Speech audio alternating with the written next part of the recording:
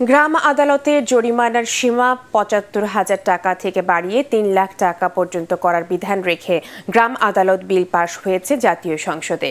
Speaker doctor Shirin Sharmin চৌধুরীর সভাপতিত্বে অধিবেশনে স্থানীয় সরকার মন্ত্রী তাজুল ইসলাম বিলটি পাশের প্রস্তাব করলে তা কণ্ঠভোটে পাশ হয়।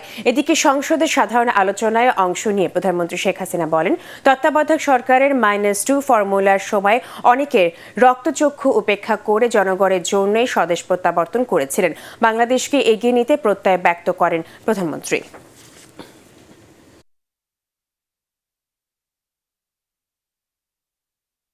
যে বাবা মা আমাদেরকে শিখিয়েছেন সাহসের সাথে এগিয়ে চলা এবং সেই সাহসের সাথে এগিয়ে চলে জনগণের জন্য কাজ করা, এবং সেটা আমি করে যাচ্ছি।